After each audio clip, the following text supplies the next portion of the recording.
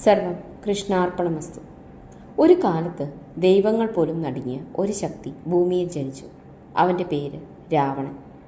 പക്ഷേ അവനൊരു സാധാരണ അസുരനായിരുന്നില്ല. അവൻ്റെ കഥ ഭൂമിയിലല്ല, ദൈവലോകത്തിൽ ആരംഭിച്ചു. വൈകുണ്ഠം എന്ന ദിവ്യലോകത്തിൽ മഹാവിഷ്ണുവിൻ്റെ വാസസ്ഥലത്ത് ജയവിജയം എന്ന 2 വിശ്വസ്ത ദ്വാരപാലകർ ഉണ്ടായിരുന്നു.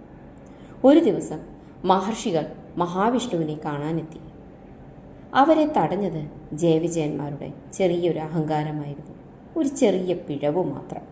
പക്ഷെ അതിൻ്റെ ഫലം 3 ജന്മങ്ങൾ നിങ്ങൾ ഭൂമിയിൽ ജനിക്കും എന്ന ശാപം അവരുടെ ജീവിതം മാറ്റിമറിച്ചു. ക്ഷമ ചോദിച്ചപ്പോൾ ഒരു തിരഞ്ഞെടുപ്പ് ലഭിച്ചു. 7 ജന്മങ്ങൾ ഭക്തരായി, അല്ലെങ്കിൽ 3 ജന്മങ്ങൾ ശത്രുക്കളായി. മഹാവിഷ്ണുവിൻ്റെ അടുക്കൽ വേഗത്തിൽ മടങ്ങാൻ അവർ 2ാമത്തെ വഴിയാണ് തിരഞ്ഞെടുത്തത്. ആദ്യ ജന്മത്തിൽ അവർ ജനിച്ചു ഭീകര അസുരന്മാരായി, ഹിരണ്യാക്ഷനും ഹിരണ്യകശിപുവും. അവരുടെ ശക്തികൾ അതിരുകളില്ലാത്തതായിരുന്നു. ലോകം ഭീതിയിൽ മുങ്ങി. അവരെ നശിപ്പിക്കാൻ മഹാവിഷ്ണു ഭൂമിയിൽ അവതരിച്ചു. വരാഹ അവതാരമായി ഹിരണ്യാക്ഷനെ സംഹരിച്ചു. നരസിംഹാവതാരമായി ഹിരണ്യകശിപുവിനെയും അവസാനിപ്പിച്ചു. പക്ഷേ ശാപം ഇപ്പോഴും തീരുന്നില്ല. 2ാം ജന്മം. ഇതാണ് നമ്മൾ ഏറ്റവും കൂടുതൽ കേട്ട കഥ. അവർ ജനിച്ചു രാവണൻ കുംഭകർണനുമായി. രാവണൻ ഒരു സാധാരണ മനുഷ്യൻ. മഹാദേവൻ്റെ, ശിവഭഗവാന്റെ മഹാഭക്തൻ, വേദങ്ങളിൽ പണ്ഡിതൻ, അജയനായ യോദ്ധാവ്. പക്ഷേ അവൻ്റെ ഏറ്റവും വലിയ ശത്രു മറ്റൊരാളല്ല, അത് അവൻ്റെ സ്വന്തം അഹങ്കാരമായിരുന്നു.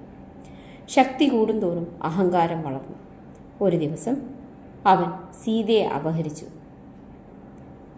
ശ്രീരാമൻ്റെ ഭാര്യയായ സീതാദേവിയെ. അതൊരു തെറ്റായിരുന്നു, പക്ഷെ അതിൻ്റെ വില ഒരു സാമ്രാജ്യത്തിൻ്റെ നാശം. രാമായണത്തിൽ പറയുന്ന പോലെ യുദ്ധം ആരംഭിച്ചു. ധർമ്മവും അധർമ്മവും തമ്മിൽ ഏറ്റുമുട്ടി. അവസാനം ശക്തനായ രാവണൻ വീണു, ശക്തിയിലല്ല ധർമ്മത്തിൻ്റെ മുന്നിൽ. പക്ഷേ കഥ ഇവിടെ അവസാനിക്കുന്നില്ല. 3ാം ജന്മത്തിൽ അവർ ജനിച്ചു ശിശുപാലനും ദന്തവക്രനുമായി. ഇത്തവണ അവരെ മോചിപ്പിക്കാൻ വന്നത് ഭഗവാൻ കൃഷ്ണനായിരുന്നു.